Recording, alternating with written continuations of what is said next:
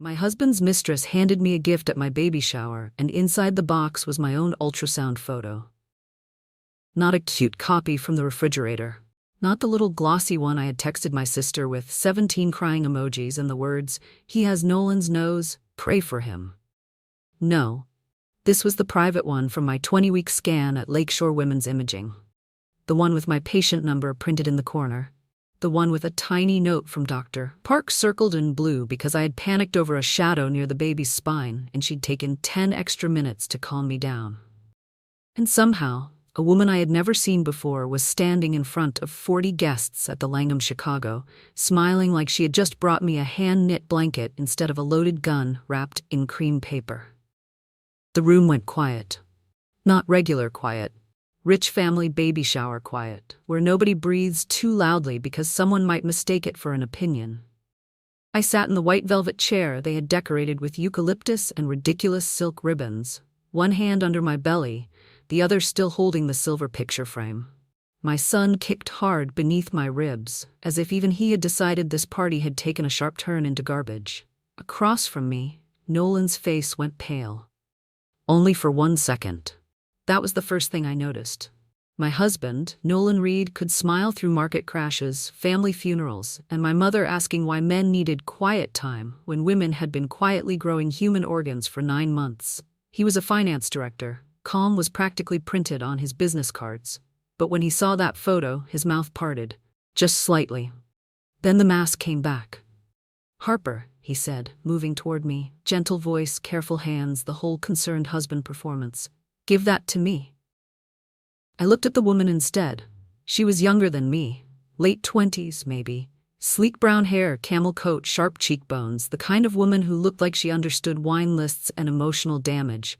She stood near the gift table with her purse tucked under one arm, not shaking, not crying, not even pretending to be sorry. "Who are you?" I asked. Her eyes flicked to Nolan. That was answer enough, but she gave me a name anyway. Sloane Carter. My best friend Maya, sitting 2 chairs away with a mocktail and the expression of a lawyer who had just smelled blood in silk pajamas, slowly lowered her glass. My sister Tessa whispered, "Oh, hell no," which was not helpful, but emotionally accurate. Nolan reached my side. "She's someone from work. She's been confused about our relationship." Sloane laughed once, soft, almost bored. "Confused?" she said. "That's adorable, Nolan. Very brand safe." A few guests shifted in their chairs. Someone's fork tapped a plate. My mother-in-law Denise made a small wounded noise like the scandal had personally scuffed her pearls. I turned the frame over. On the back, written in black ink, was one sentence. "Ask your husband why I have more pictures of your baby than you do." For a moment, the chandelier above us blurred. The flowers smelled too sweet. My dress suddenly felt too tight around my ribs. I wanted to stand up, but at 35 weeks pregnant, standing up required planning, leverage, and at least one small prayer. Nolan crouched beside me and placed a hand on my shoulder. I used to love that hand. Now it felt like a warning. "Harper," he murmured, low enough for only me to hear, "do not make a scene." There it was. Not, "Are you okay?" Not, "I can explain." Not even the traditional coward's appetizer. "This isn't what it looks like. Do not make a scene." I looked at him. Really looked. At the man who had kissed my belly that morning and told me I was glowing, when I knew for a fact I was sweating under my bra and had cried because I dropped a blueberry and couldn't bend down to retrieve it. My throat burned, but I smiled. Smiled. Small, polite. "Of course," I said. "Wouldn't want to embarrass the family." His eyes tightened.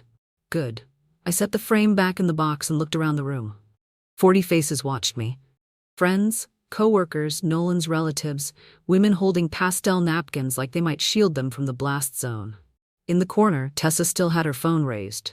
She'd been filming me opening gifts for the baby. She was still filming. I met Maya's eyes. She gave the tiniest nod. So I placed one hand on my belly, pushed myself out of the chair with all the grace of a refrigerator learning ballet, and turned to Sloane. "I think you and I should talk privately." Nolan stood fast. "No." The word came out too sharp. Everyone heard it. Sloane smiled at him then, but there was something ugly hiding under it. Something scared. "Oh, Nolan," she said, "you really didn't tell her anything, did you?" My baby kicked again. And for the first time that afternoon, I understood something worse than betrayal had just walked into my baby shower. A secret had. The private room behind the ballroom smelled like roses, printer paper, and panic. Sloane walked in first, her heels clicking against the marble like she was entering a meeting she planned to win. I followed slower, because at 35 weeks pregnant, my body had officially become a hostile rental property. Behind us, Nolan tried to come in too. Maya stepped directly in front of him. She asked for a private conversation, Maya said. I'm her husband. And I'm her lawyer when I'm annoyed. Guess which one I am right now? Nolan's jaw tightened. He looked past her at me. Harper, this woman is not stable. Sloane gave a small laugh. That's rich. I shut the door. My hands were shaking, so I set the silver frame on the little catering table before I dropped it. There were extra napkins, a vase of white tulips, and a plate of untouched macarons. I stared at the macarons for half a second because my brain apparently wanted to process betrayal through baked goods. Then I slid my phone onto the table and tapped record with my thumb. Sloane noticed. Her eyes flicked down. Really? She asked. You brought my ultrasound photo to my baby shower. We passed normal about 10 exits ago. She looked away first. Good. Where did you get it? I asked. Nolan sent it to me. The words hit clean. No drama, no build-up. Just a blade. I swallowed. When? Months ago. He sent a lot of them. My baby moved under my ribs, slow and heavy like he was listening too. A lot? I repeated. Sloane crossed her arms light, but the confidence was slipping at the edges. Ultrasounds, appointment reminders, videos, little updates. Updates, I said. The word tasted disgusting. She opened her purse and pulled out her phone. For 1 second I thought she would refuse to show me. Then she unlocked it and turned the screen around. There he was. Nolan, my husband, sending a video of the heartbeat from my 24-week appointment. The same appointment where I had cried because the sound was so fast and beautiful and terrifying.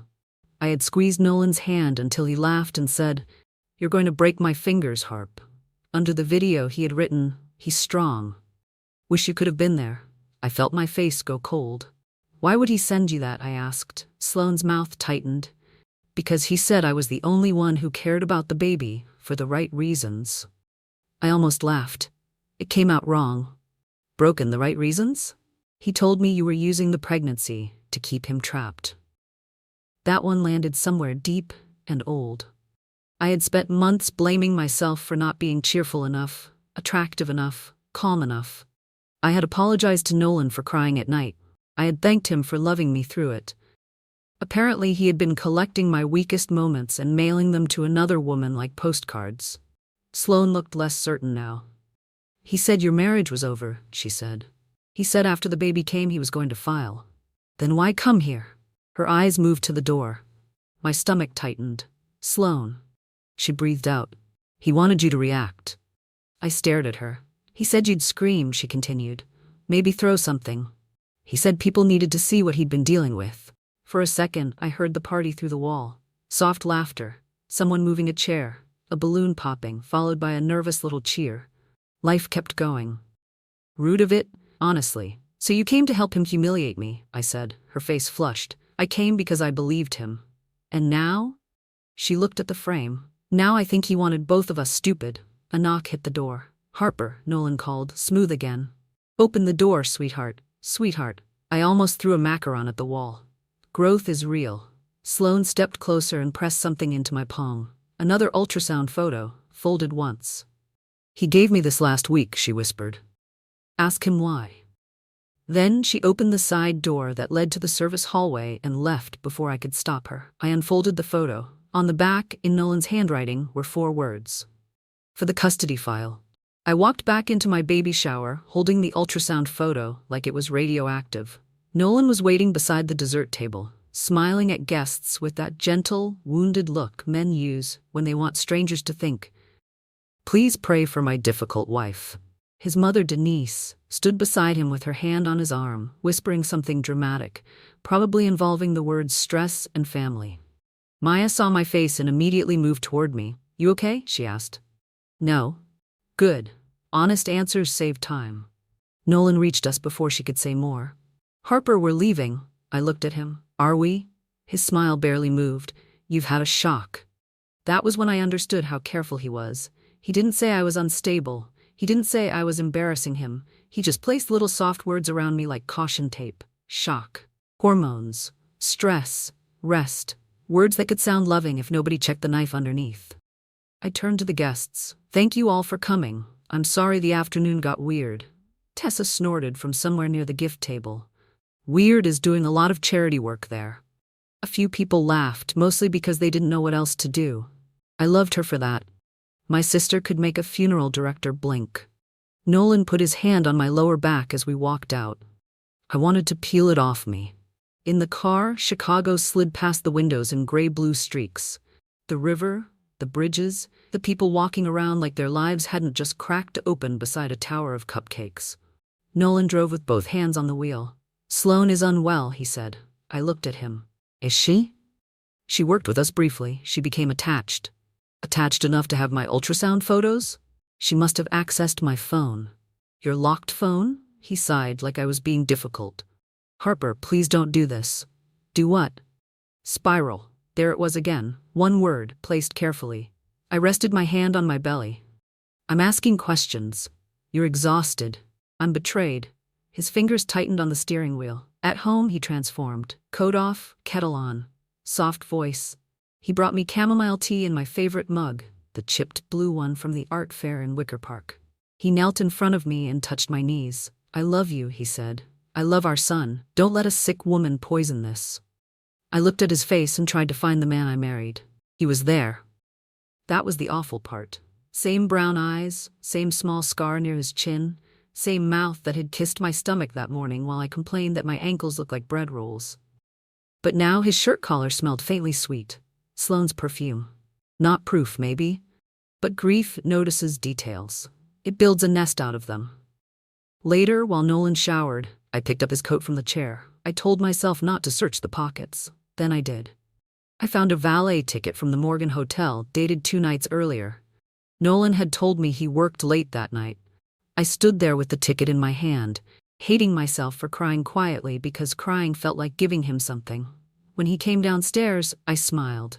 It was not a good smile. It was the kind of smile a woman makes when she is deciding whether to break a glass or build a case. I'm tired, I said. I'm going to bed. He kissed my forehead. I didn't flinch. That deserved an award. Maybe a very small trophy that said, Pregnant woman successfully did not bite husband. At 2:13 a.m. while he slept beside me, I got up and went to the nursery. The room was soft and unfinished. Cream walls. A gray rocking chair. Tiny socks folded in a basket. A mobile with little felt clouds I had bought because pregnancy had apparently turned me into a person who wept over weather-themed decorations. I opened the iPad we kept for baby registry lists. It was still logged into Nolan's cloud. One folder sat under recent files. Postpartum stability. My breath stopped. I tapped it and saw my own face looking back at me. The first video in the folder was 12 seconds long. I was standing in our kitchen at midnight, wearing one of Nolan's old t-shirts, crying because I had burned grilled cheese and couldn't get the smoke detector to stop screaming. In the clip, I looked wild. Hair messy, face wet, one hand waving a towel, the other gripping my belly.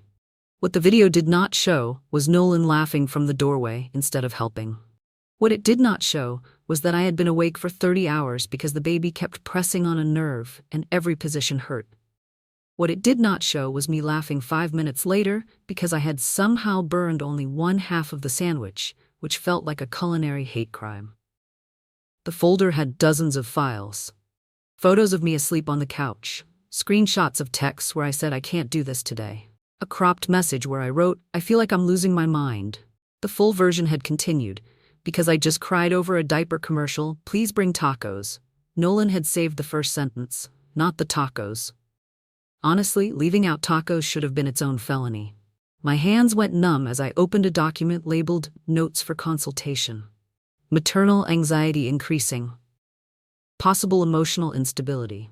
Concern about ability to make rational decisions immediately after delivery.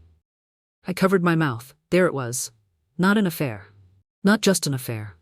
A plan. I took pictures of everything with my phone, not screenshots on the iPad.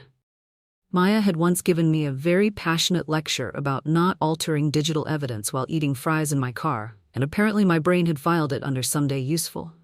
I photographed the folder names, the timestamps, the documents, the videos, the edited messages. Then I found the draft email. Dear Mr. Calder, as discussed, I am concerned Harper may be experiencing some emotional instability in the final stage of pregnancy. I want to understand what options exist to protect the child if she becomes irrational after birth. The child. Not our son, the child. Something cracked open in me then. Quietly. No dramatic music, no thunder. Just me sitting on the nursery rug with my swollen feet asleep, realizing my husband had been building a courtroom version of me while I was washing onesies. My phone buzzed. Maya.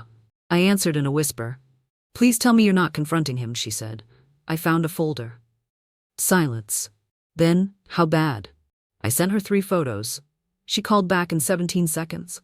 Harper, she said, and her voice had changed. Listen to me very carefully. Do not delete anything.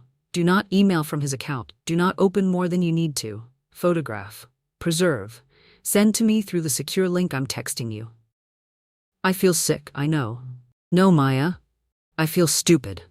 You are not stupid. You trusted your husband. That's not stupidity. That's marriage doing what it's supposed to do before somebody poisons it. I cried then, silently, because Nolan was asleep down the hall, and because I hated that I still cared whether he woke up worried. Maya stayed on the phone while I uploaded the photos. Then she said, tomorrow morning, change your passwords, email, bank, medical portal. I'll call Dr. Park's office. Also, Harper? Yeah? He wanted you to look unstable, so we're going to be boring, careful, documented, and absolutely terrifying. I almost laughed through my tears. I can do boring. You once made a spreadsheet for Thanksgiving pie preferences. People disrespect pecan. Exactly. Weaponize that. After we hung up, I closed the iPad and sat in the rocking chair. Across the room, a tiny blue sweater hung over the crib rail. I had folded that sweater 3 times because the sleeves never looked even. I touched my belly. I'm sorry, I whispered to my son.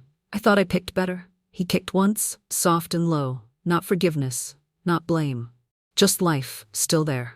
At dawn, Nolan walked into the nursery and found me awake. His eyes went to the iPad. Then to me.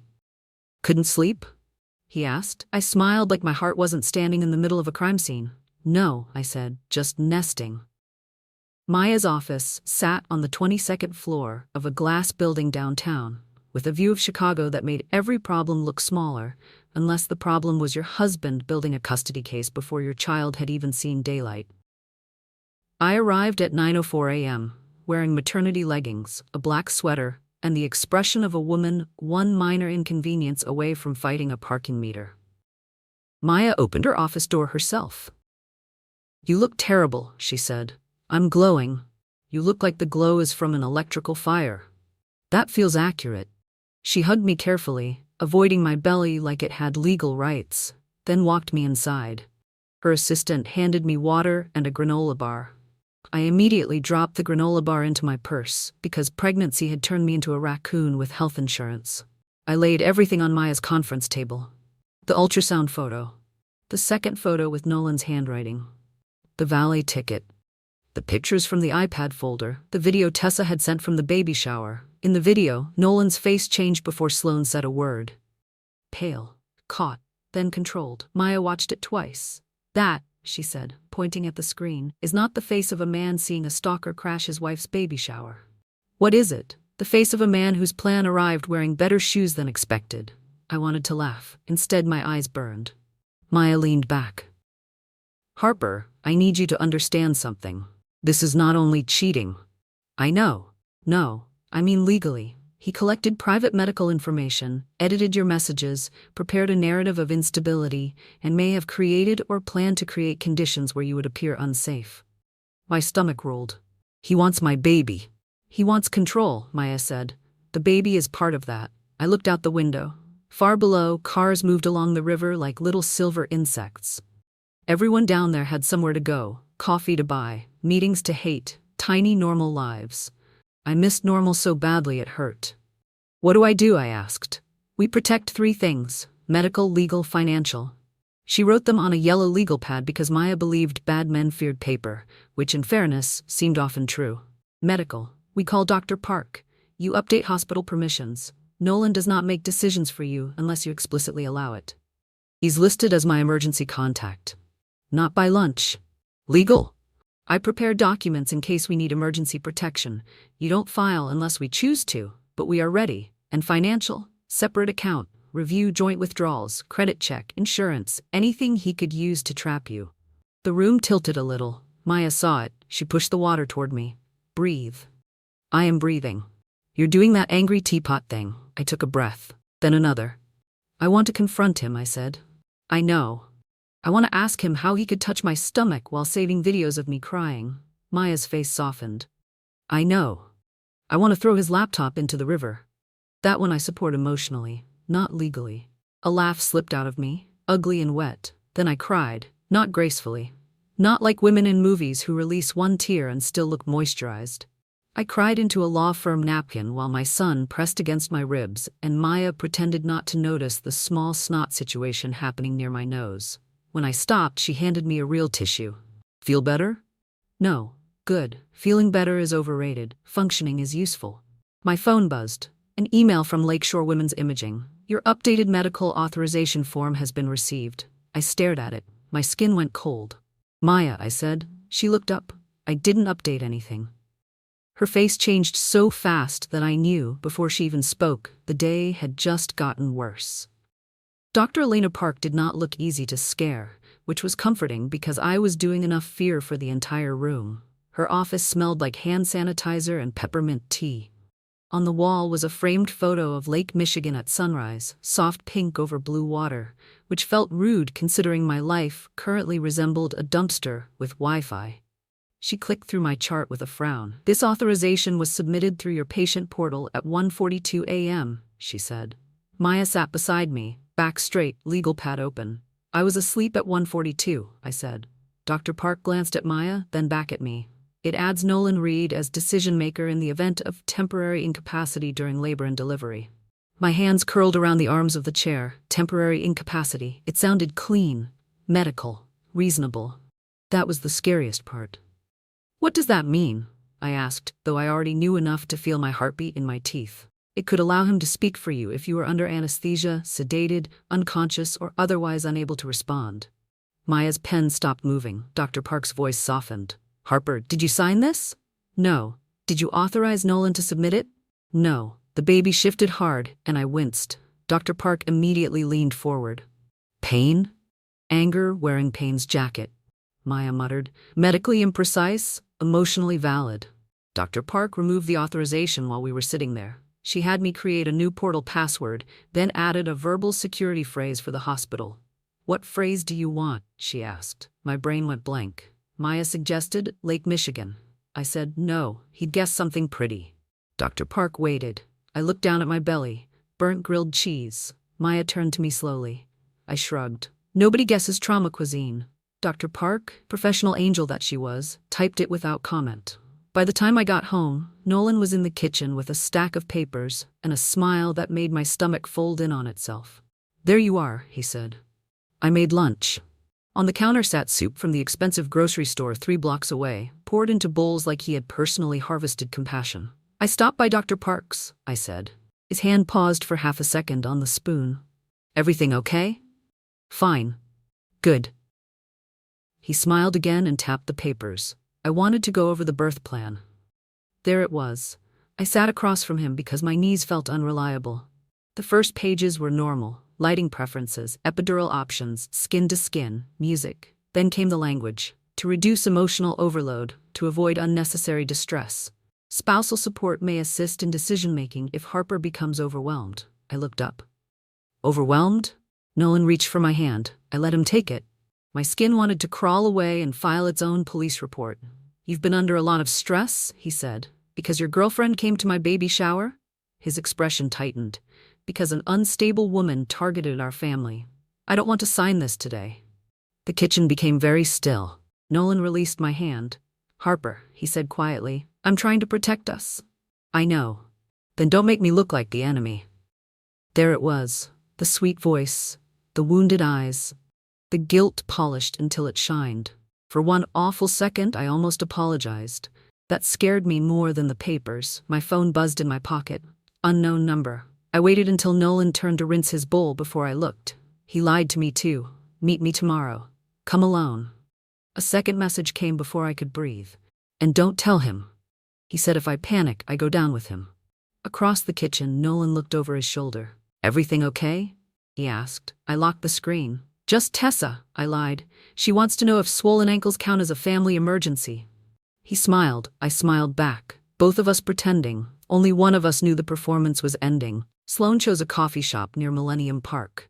The kind with tiny tables, bitter espresso, and pastries so expensive they should have come with emotional support. She texted me to come alone. I brought Maya. Technically, Maya sat 3 tables away in sunglasses, pretending to read a menu upside down. Subtle was not her strongest gift, but she made up for it with billable rage. Sloan arrived 10 minutes late, wearing jeans, a black coat, and no makeup. Without the perfect hair and the sharp smile from the baby shower, she looked younger. Tired, scared in a way I almost recognized. Almost. She sat across from me and wrapped both hands around her coffee. You didn't come alone, she said. No, I'm pregnant, furious, and not auditioning for a true crime podcast. Her mouth twitched, but she didn't smile. I deserve that. You deserve worse. I know. That stopped me. For a moment, we just looked at each other while the cafe hissed and clattered around us. A barista called out Evan 3 times before a woman named probably not Evan took the drink anyway. Normal people doing normal crimes. Sloan pushed her phone across the table. I copied everything. I didn't touch it. What is everything? Texts, voice notes, photos, his messages about the baby. My throat tightened. My baby, she nodded. Your baby. That mattered. I hated that it mattered. I opened the first thread. After the birth, she won't be in a place to handle everything. What does that mean? It means the baby needs stability, not mood swings and panic. Another message. You're calm. You understand me. You'd be better for him than she will be at first. I put the phone down because my hand had started shaking. Sloane's eyes filled, but she blinked it away. He told me you were cruel to him. I laughed once. Did he also mention I fold his socks because he says the seams bother him? No. Shocking omission. He said you used the pregnancy against him, that you threatened to keep the baby away. I asked him to come to birthing class. Sloan closed her eyes. I believed him, she whispered. I wanted to. That's the ugly part. There it was. Not redemption, not yet. But the first honest thing she had given me. Why the baby shower? I asked. Her jaw tightened. He asked me to go. Even though I knew, hearing it still made the room tilt. He gave me the frame. He told me exactly when you'd be opening gifts. He said if I confronted you in public, people would finally see what he'd been dealing with. My chest hurt. He wanted me to explode. Yes. And you agreed. Sloan looked at the table. Yes. I hated her then. Not loudly, not dramatically, just with a clean, icy focus that made my heartbeat slow. But when you didn't, she said, when you just sat there holding your stomach, I realized he'd lied about you. I leaned closer. You realized that after humiliating me in front of my family? I'm not asking you to forgive me. Good.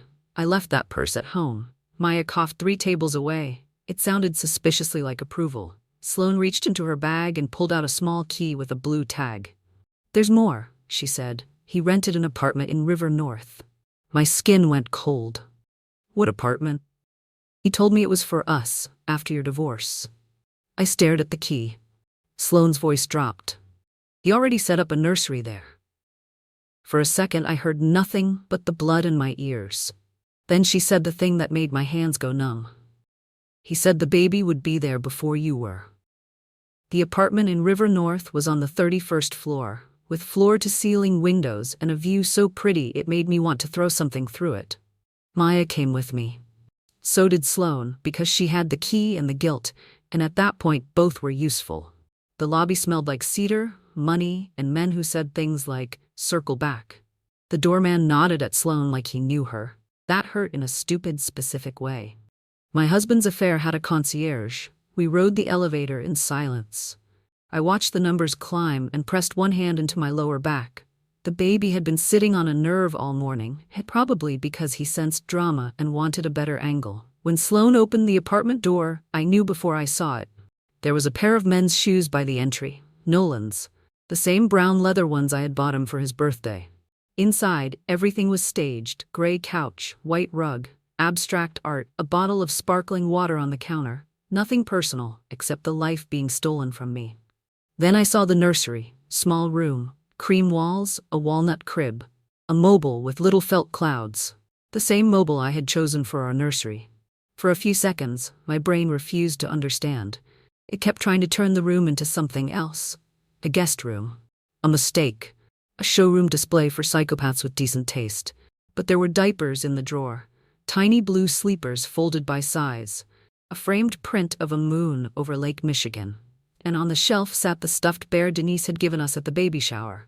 I picked it up. The tag was still on. Of course it was. Even Betrayal hated commitment. I sat down hard on the nursery rug. Maya said my name, but I waved her off. I didn't cry at first. I just laughed. One sharp, ugly sound. "He stole the bear," I said. Sloane stood in the doorway, pale. "He stole the bear," I repeated, because apparently my brain had decided that was the detail worth collapsing over. Not the apartment, not the crib, the bear. Then I cried. Big, humiliating sobs that came from somewhere under my ribs. I cried for the woman who had washed tiny socks while her husband priced apartments. I cried for the baby whose father had already imagined him in another room with another woman. I cried because part of me still wanted Nolan to walk in and explain this in a way that made the floor solid again. Maya crouched beside me. "Harper," she said gently, "look at me. I feel so stupid. You are not stupid." I let him touch my stomach. "He was your husband. I let him name our son. Then we changed the name." That made me cry harder and laugh at the same time. Sloane quietly took photos of the nursery, the lease folder on the counter, the baby supplies, the credit card receipt tucked under a stack of mail. Maya photographed the financial documents Nolan had left in a drawer, including a transfer from our joint savings. Then my phone rang. "Nolan." I didn't answer. A text came immediately. "Where are you?" Then another. "Harper." Then, "Are you at the apartment?" The room went still. Maya looked at me. "We leave now." But the elevator doors opened before we reached the hall. Nolan stepped out. For once, he didn't smile. His eyes moved from me to Maya to Sloane, then down to the stuffed bear in my hand. "Well," he said softly, "you've been busy." My stomach tightened. A hot cramp pulled low across my belly. I grabbed the wall. Maya turned fast. "Harper?" Another pain came, sharper. Nolan didn't look at my face, he looked at my phone. By the time we reached Northwestern Memorial, I was contracting every 6 minutes and swearing with the creativity of a woman who had been personally betrayed by her uterus. Maya drove. Sloane sat in the back, silent, holding my hospital bag because Nolan had tried to grab it at the apartment, and Maya had used a tone that could have stopped traffic. Nolan followed in his car. Of course he did. Men like Nolan always followed when control started leaving without permission. At the hospital desk, a nurse asked for my security phrase. I leaned on the counter, breathing through a contraction. "Burnt grilled cheese," I gasped. The nurse blinked once, typed it in, and nodded like women said food-related distress passwords every day. Maybe we did.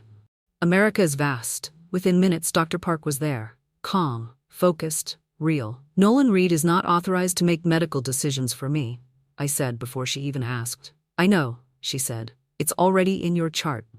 I almost cried from relief, but another contraction hit, and I said something about Satan's exercise bike instead. Tessa arrived 20 minutes later wearing mismatched shoes and holding a phone charger, a bag of gummy bears, and a level of rage usually found in small wild animals. "Where is he?" she demanded.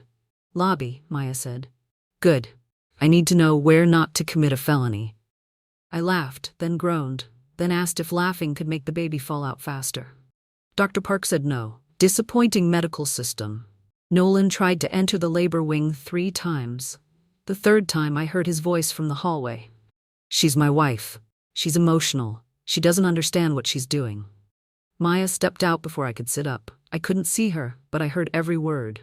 "She is your wife for now," Maya said. "She is my client already, and she has been evaluated by her physician as fully capable of making her own decisions." Then Denise arrived, because apparently labor needed a villain with lipstick. "My son is being kept from the birth of his child," she said, loud enough for the nurses to hear. "Harper has been unstable for weeks." I looked at Dr. Park. She squeezed my shoulder. "Focus on your breathing." "I would rather focus on suing people." One thing at a time. Outside, Nolan's voice sharpened. She was never supposed to have full control after the birth. The hallway went silent. Even through pain, even through fear, I heard it. So did everyone else. Tessa appeared in the doorway, phone in hand, eyes wide. "I got that," she mouthed. "Good girl." Then the world narrowed. Contraction, breath, pain. Dr. Park's voice, Maya's hand gripping mine. Tessa crying and pretending she wasn't. Sloane somewhere outside the room, giving her statement to hospital security and later to police. Hours blurred. I remember saying I couldn't do it. Maya leaned close and said, "You already are." I remember asking for water and then accusing the ice chips of being emotionally inadequate. I remember thinking absurdly that Nolan had wanted me powerless in this room, but he was outside, and I was still here. At 11:42 p.m., my son was born. He came out furious, red-faced, loud as a tiny, unpaid landlord. Dr. Park placed him on my chest, and the sound that left me was not pretty. It was cracked and raw and mine. He was warm, real, safe. I touched his damp hair with one finger. "Hi," I whispered. "I'm your mom." Maya was crying. Tessa was fully sobbing into a hospital blanket. Even the nurse wiped her cheek. Through the small window in the door, I saw Nolan standing in the hallway between two security officers. For the first time since I had known him, he looked completely lost. Not heartbroken. Lost. Like a man watching a locked door and realizing the key had never belonged to him. I named my son Elliot Lane, not Reed. Lane was my mother's name before marriage. A quiet name, a sturdy one, the kind that did not arrive in a hospital hallway, demanding access it had not earned. Nolan found out from the birth certificate paperwork and sent 23 texts in under an hour. "Harper, don't do this. We need to talk as a family. You're making a mistake." Then finally, "You're proving everything I said about you." I screenshotted that one and sent it to Maya. She replied, "Thank him for being bad at silence." 3 days after Elliot was born, Maya filed for an emergency protective order. By then we had the baby shower video, the ultrasound photo, Sloane's messages, the forged medical authorization, the River North lease, the joint savings transfer, and Tessa's hallway recording from the hospital. Nolan's lawyer tried to call it a misunderstanding. Maya called it a coordinated pattern of coercive control, medical interference, financial concealment, and planned parental alienation.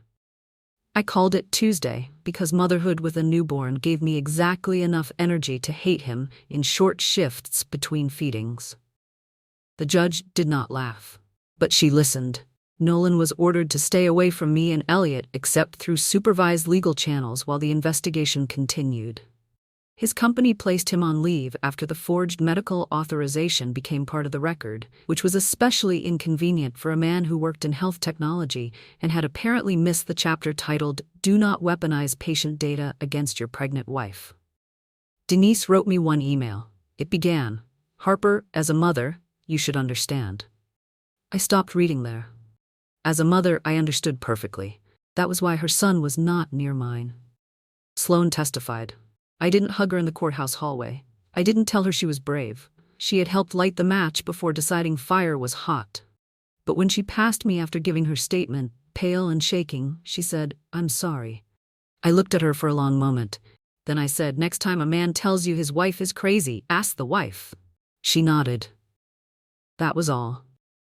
8 months later, Elliot and I lived in a sunny apartment in Oak Park with creaky floors, bad water pressure, and a kitchen window that caught the morning light like it was trying to apologize for everything. It was smaller than the house in Lincoln Park. It was also peaceful. Peace, I learned, did not look like matching nursery furniture or a husband kissing your forehead while hiding knives behind his back. Peace looked like bottles drying beside the sink. A baby sock under the couch. Maya asleep in my armchair after claiming she was just resting her eyes for 30 seconds. Tessa teaching Elliot to wave at strangers like a tiny mayor. Some mornings I still felt the grief, not because I missed Nolan exactly. I missed who I had been before I knew what he was capable of. That version of me had slept easier. She had trusted more. She had believed a hand on her belly meant protection. I kept the ultrasound photo in a box at the back of my closet. Not the frame. I threw that out. Silver frames are dead to me now, but the photo stayed. For a while, I thought keeping it meant I was stuck. Then one morning, Elliot was asleep on my chest, his mouth open, his tiny fist curled under his chin, and I pulled the photo out again. The patient number, the blue circle, the tiny shape of him before the world had touched him. That picture had been used to humiliate me. Then it became evidence. Then it became something else, a reminder. The day my husband's mistress walked into my baby shower, I thought my family was being destroyed in front of everyone. I was wrong. The fake one was. And in the quiet after it burned down, I built the real one.